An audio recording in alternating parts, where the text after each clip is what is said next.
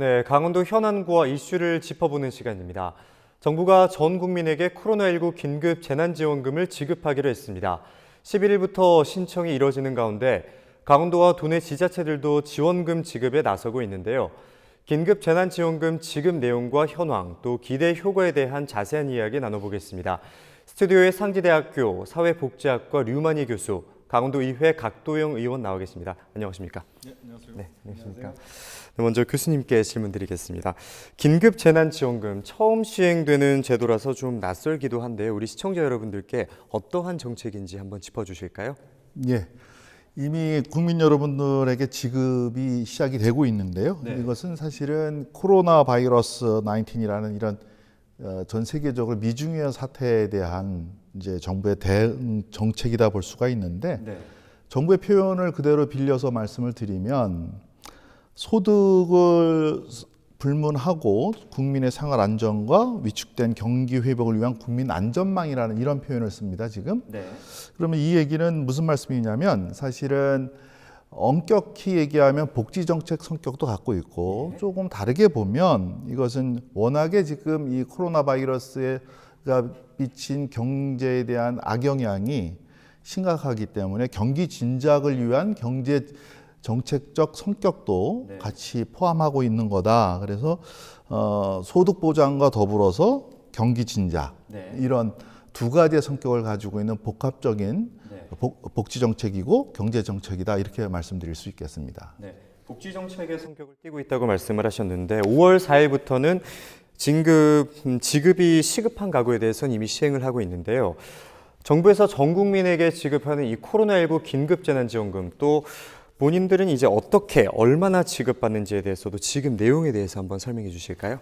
예, 이거는 지금 정부에서 중앙정부 정책으로 지원되는 지원금의 수준을 말씀을 드리면, 일단 가구당 이게 지원이 돼요. 그래서 1인 가구는 40만 원, 2인 가구는 60만 원, 3인 가구는 80만 원, 그리고 4인 이상 가구에게는 이제 100만 원을 지급되는 것을 이제 원칙으로 하고 있고요. 네. 우선 긴급지원 대상자인 저소득층들, 생계급여라든지 기초연금, 또 장애연금을 현재 받고 계신 저소득층들에게는 현금 지급을 원칙으로 하고 있습니다. 그렇죠. 네, 그리고 그 이상의, 그러니까 긴급지원 대상이 아니신 분들에게는 이제 방법이, 여러 가지 방법이 있을 수 있어요. 네. 예를 들어서 신용카드나 체크카드를 통해서 적립을 해주는 네. 방식이 있을 수 있고요. 네. 또 상품권, 선불카드. 네. 그래서 특히 이제 강원도 같은 경우는 지역 상품권, 지역 화폐를 많이 활용하고 있으니까 네. 이런 상품권을 지급하는 방식이 있습니다. 그래서 이게 일시에 집중적으로 지원이 되기 때문에 신청도 조금 이제 구간을 둬서 요일별로 좀 예정을 하고 있는 걸로 그렇게 발표를 하고 있죠, 정부에서는. 네. 네, 마스크 오브제 형식이랑 똑같다고 이제 내용이 알려져 지금 맞습니다. 있는데, 네네. 그래서 이번에 의원님께 질문을 드리겠습니다. 중앙정부에서 지급하는 긴급재난지원금과는 별개로 각 지자체마다 또 재난지원금을 지급하고 있는데요. 강원도에서는 긴급생활안정지원금이라고 명칭을 하고 있죠. 네, 그렇습니다. 중앙정부에서도 지원을 하고 있지만 지방정부 차원에서도 도민들의 생활 안정을 위해서 긴급하게 지원을 하고 있습니다. 그래서 네. 저희 강원도에서도 저 289회 임시에서 약 한 1,200억 정도의 예산을 편성해서 예. 한 30만 명에 해당하는 우리 도민들에게 한 40만 원씩 지급하고 있습니다. 네. 이것은 앞서 말씀드린 대로 취약계층을 대상으로 네. 중앙정부에서 지원한 것보다 선제적으로 지원을 하고 있습니다. 네. 1,200억 원의 예산을 잡아놓았다고 하셨는데, 그럼 현재 신청과 지급이 이루어지고 있는 걸로 알고 있거든요. 그렇다면 지급 현황에 대해서는 또 어떻고, 신청은 어떻게 이루어지고 있는 건지 한번 짚어주실까요? 네, 신청은 도민들께서 강원도 홈페이지에 접속하시면 아주 자세히 설명이 되어 있습니다. 그래서 네. 아주 간단하게 정리를 해놨기 때문에 네. 도민들께서 강원도 홈페이지에 들어가시면 접속 방법이라든가 신청 방법이라든가 이런 게 자세히 나와 있고요. 네. 지금까지 그 취약계층에 대한 그 생계 안전 분야에 대해서는 그 기초연금, 장애연금, 또 한부모 가족 이분들에 대해서는 지금 한 13만 한 8천 명 정도가 또 신청을 했고 네. 또 수령을 한 상태고요, 지금까지. 그리고 또 청년 구직 활동, 경력 단절 여성, 또 생활 안정 지급 요거와 관련해서 한 지금까지 접수 상황은 한 8만 6천 명 정도 신청을 한 상태입니다. 그래서 네. 전체적으로 보면 저희가 지난 289회 임시에서 의결했고 조례도 제정해서 지급을 하고 있고 절차가 순조롭게 신청 수령이 순조롭게 진행되고 있다 이렇게 판단하시면 될 것 같습니다. 네. 절차 방법과 신청이 비교적 순조롭게 진행되고 있다라고 짚어주셨는데 정부와 지자체가 재난지원금을 따로 지급하면서 또 지역별로 지원 대상과 지원 액수의 차이가 나서 좀 이견이 생기기도 하고 또 이에 대해서 불만도 생기지 않을까 싶습니다. 정부와 지자체에서 지원하는 이 지원금의 공통점과 차이점은 어떻게 이해를 하면 될까요, 교수님? 예, 이 부분은요, 사실은 굉장히 어디 지역에 거주하시느냐에 따라서 금액의 차이가 현실적으로 나타나다 보니까 이제 국민들 입장에서는 왜 우리는 이렇게 작냐 또는 우리 많냐. 근데 실제로 강원도에 18개 지자체가 있죠. 근데 그 가운데도 보면 지금 최대 지급 자치단체와 최소 지급 자치단체 간의 격차가 사실은 이렇게 일반적으로 지금 워낙에 어려운 경제 환경을 감안했을 때 수용도가 떨어질 수가 있어요. 뭐 100만 원 이상 차이가 나니까 사실은. 근데 이 부분은요, 조금 전향적으로 판단하실 필요가 있어요. 내가 받는 금액이 작은 것은 어찌 보면 이게 대상의 차이와 금액의 차이에 대해서 저는 이제 사회적 수용도를 좀 높이자라는 말씀을 드리고 싶은 건데 사실 그 근본적인 차이점은 어디서 나온 거냐면 중앙정부에다가 덧대서 이제 광역과 지방정부에서 지급을 하는 거잖아요. 근데 광역은 그렇다고 하더라도 기초자치단체 같은 경우는 각각의 자치단체별로 재정적 상태가 차이가 큽니다. 그러면 이런 재정적 상황을 감안했을 때 현실적으로 철원군에서 지급하는 액수와 원주시에서 지급하는 액수가 동일한 것이 이게 사회적으로 형평이 맞냐라고 우리가 이제 의문을 가질 수 있는 거죠. 재정적 여력이 지급이 불가능한 수준이라고 한다면 또는 지급 액수를 조정할 수밖에 없는 상황이라고 하면 그 상황을 국민들 입장에서는 다소 서운하실지라도 수용하시는 게 맞지 않겠느냐 이런 말씀을 좀 드릴 수 있습니다. 근데 장기적으로는 이 문제는 제도적으로 좀 보완을 해야 될 필요성은 분명히 있는 문제이긴 합니다. 지역마다 재정적인 상황이 다르기 때문에 또 형편에 맞게 지급을 하기 때문에 좀 이런 부분은 서운하더라도 좀 수용을 하시는 게 낫다고 말씀을 해주셨는데요. 그렇다면 정부와 그리고 도, 지자체에서 따로 지급을 하고 있고 지자체마다 지원금 수준도 각각인데 도내 현황은 어떤지 또 지자체마다 또 강원도에서도 차이가 있겠죠? 네, 광역과 기초와의 어떤 재정 자립도 지방의 살림살이 규모에 따라서 긴급 재난 지원금이든 생활 안정 자금이든 지급하는 규모가 좀 차이가 있는 것은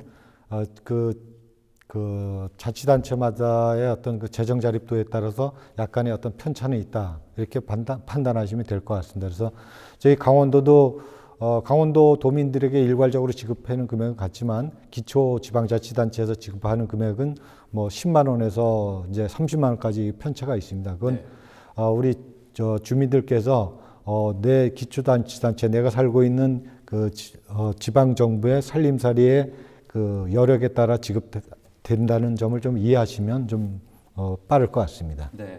그렇다면 이 정부의 긴급재난지원금과 강원도의 긴급생활안정지원금 상당히 많은 예산이 들어갈 수밖에 없는데요. 또 이 예산이 들어간다 하더라도 재정의 건정성을 해치지 않는 범위 내에서 이루어져야 할 것 같은데 코로나19 긴급대책 차원에서 투입되는 예산 규모는 어떻게 되는지 또 지방 재정 부담에는 부담이 가지 않는지 좀 어떻게 보십니까?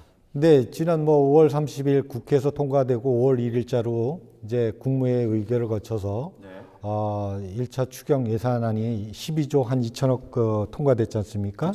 그래서 이게 이제 전 국민 이제 100만 원씩 지급되는데요.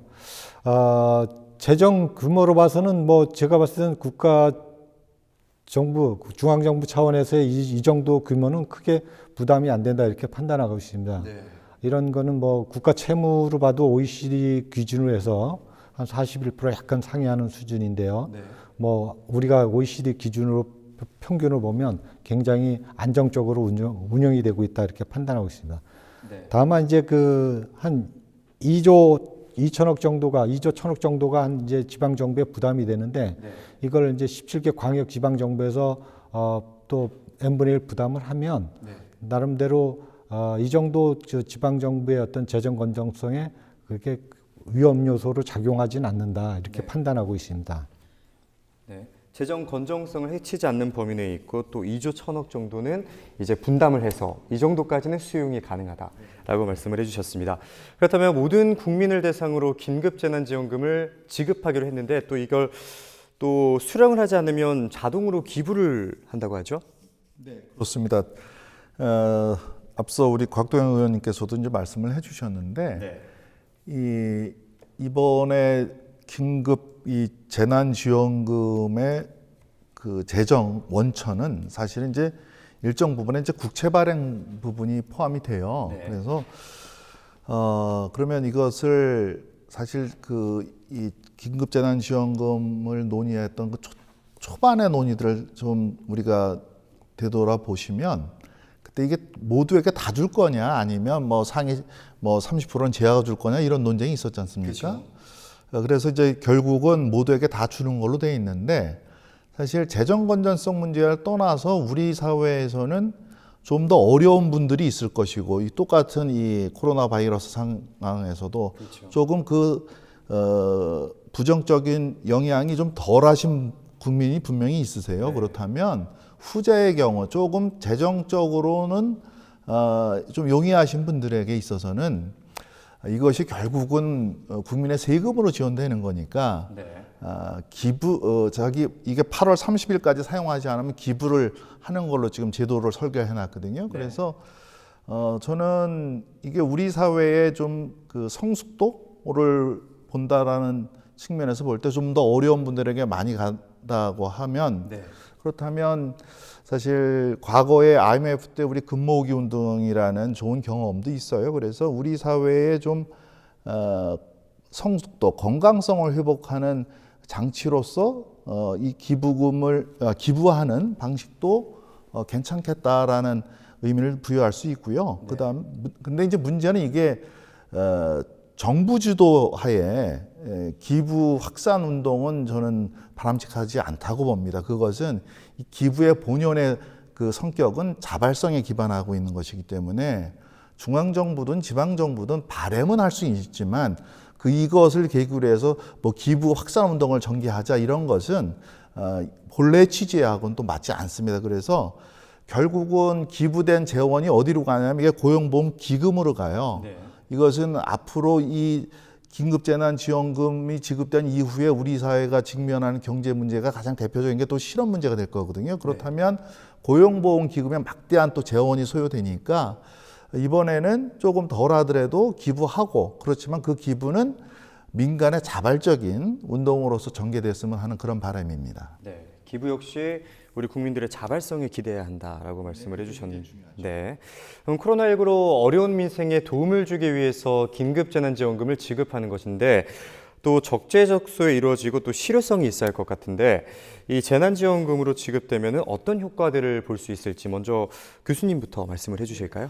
뭐 몇 가지 우리가 기대 효과를 할 수 있는데요. 첫 번째는 워낙에 경제적으로 어려운 분들에게는 이게 소득보장 효과가 직접적으로 영향을 미칠 거고요. 네. 두 번째로는 이게 자영업자분들 특히 그다음에 이 특수고용직 형태의 이 프리랜서 활동하시는 분들, 이제 우리가 요즘에 와서 또 플랫폼 노동자라고 하시잖아요. 이런 분들, 그러니까 굉장히 그 경제적으로 타격이 클 것으로 예상되는 분들에게는 엄청난 소득 보장 효과가 있을 겁니다. 그리고 그 일반 국민들은 이것을 통해서 이제 지역 내에서 활용하시기 때문에 사용을 하셔야 되기 때문에 지역 내 경기 활성화에도 분명히 큰 도움이 될 거고 마지막으로는 앞으로는 우리 사회가 이번에 이런 이 긴급재난지원금을 통해서 이런 경험이 앞으로 우리 사회의 사회복지제도 전반에 긍정적이든 부정적이든 영향을 미칠 것이거든요. 거기에 대한 순기능 효과를 극대화시킬 수 있는 그런 방안도 이번에 한번 기대해 보지 않겠냐 이런 말씀을 드릴 수 있네요. 네. 그럼 코로나19 관련 재난지원금으로 강원도에는 어떤 사회적이고 경제적인 효과를 얻을 수 있을까요? 근데 이제 전례도 없고 또 유례도 없는 이런 그 신종 코로나 바이러스 감염증에 대한 어떤 뭐 전 국가적, 전 세계적 어떤 팬데믹 현상에서 참 이게 우리 교수님도 얘기했지만 복지 정책 성격도 있지만 어떤 재난 지원금 형태의 어떤 지원 성격도 가지고 있지 않습니까? 이런 상황에서 이게 정말 너무나 그 취약계층들은 너무나 어렵습니다. 이렇게 그러다 보니까 이런 상황에서 어떤 그 경기의 어떤 하방 국면을 좀 더 이상 하방 국면을 막기 위한 그야말로 절벽에 있는 상황을 좀 끌어당기는 그런 효과가 있습니다. 그래서 이 지원금, 재난지원금은 말 그대로 재난지원금이기 때문에 우리 국민들께서 정말 경기의 어떤 부양 정책이 아니라 그야말로 경기의 어떤 절벽 현상을 막기 위한 마중물 성격의 어떤 재난지원금이다 이렇게 판단하시고서 이게 사용 기간도 있고 사용처도 구분되어 있으니까 요 기간에 적재적소에 소비를 하면 새로운 어떤 생산 유발 효과도 나타날 거고 경기의 어떤 침체의 하방 국면을 좀 막아주지 않을까 이렇게 판단하고 있습니다. 네, 이렇게 참 모두가 어려운 상황인 만큼 이러한 상황을 좀 반전시킬 수 있을 만한 효과가 있어야 할 것 같은데 긴급재난지원금 지급이 이번이 최초이고 또 처음 시행하는 만큼 지급 대상부터 액수와 방식 등 여러 부분에서 개선해 나가야 할 부분도 분명히 있을 것 같은데요. 의원님께서는 어떻게 생각하시는지 먼저 말씀해 주실까요? 글쎄, 이게 제가 말씀드렸듯이 이런 그 세계적인 그 감염증 대유행에 있어서 국가가 국민에 대한 최소한의 책임을 지는 형태의 이런 지원금 형태인데요. 이런 케이스는 사실 뭐 전무후무한 상태인데 그렇죠. 이런 어떤 지원금의 성격은 기본적으로 제가 다시 한번 말씀드리면 어떤 경기를 부양시키기 위한 어떤 지원 정책이 아니고 그야말로 경제를 더 이상 그 하방되지 않는데 어떤 유효한 어떤 지원 정책이다 이렇게 생각하고 있고요. 앞으로도 이제 그 코로나 방역을 넘어서 경제 방역을 해야 될 상황에서 정부에서도 그렇고 지방자치단체에서도 2차, 3차 추경 또 더불어서 작년 예상을 조기에 집행함으로써 경제의 불씨가 꺼지지 않도록 하는 게 중요하다 이렇게 판단하고 있습니다. 네, 경제 불씨가 꺼지지 않도록 잘 유지를 해야 한다고 말씀을 해주셨는데 교수님께서는 어떻게 생각하고 계십니까? 네, 이런 상황에서 이러한 미중유의 사태에서 가장 효과적인 방안을 가장 적기에 이것을 시행을 했어야 되는데 시점에 있어서 좀 늦었다라는 판단도 좀 들고요. 그 다음에 이게 또 하나 문제는 사실은 좀 더 과감했어야 된다는 생각이 듭니다. 무슨 얘기냐면 현재 중앙정부에서 4인 가구 기준으로 해서 이제 한 100만 원을 지급을 원칙적으로 발표를 하고 계신데 사실 이 100만 원이 작은 돈은 아니지만 우리 사회에 미치는 전반적인 영향을 감안했을 때 재정 건전성이라는 그 판단 기준이 절대적 기준이 되는 것이 이게 합리적이었냐에 대한 우리가 판단을 해봐야 돼요. 사실 재정 건전성을 우리가 일반적으로 GDP 대비 국가 채무 비율을 보는데 OECD 회원국이 한 110% 정도가 되거든요. 근데 우리가 이제 한 40% 수준이에요. GDP 대비로 하면. 그러면 이 정도의 국가 채무 비율을 감안했을 때 현재 4인 가구를 기준으로 100만 원이 결코 작은 금액은 아니지만 제 판단을 볼 때는 재정 건전성에 너무 옥매여서 좀 더 과감한 지원에 있어서는 조금 부족하지 않았냐 이런 말씀을 드릴 수 있고 그 결과가 결국은 지방 정부 간에 또 격차로 나타났어요. 사실은 지방 정부의 격차를 해소해 줄 수 있을 만큼의 중앙 정부의 지원이 뒷받침되어야 된다 이런 말씀을 드릴 수 있겠습니다. 네. 오늘은 코로나19 긴급재난지원금과 관련해서 이야기 나눠봤는데요. 긴급재난지원금이 어려운 민생에 도움이 되기를 기대해 보겠습니다. 오늘 두 분 말씀은 여기까지 듣도록 하겠습니다. 고맙습니다.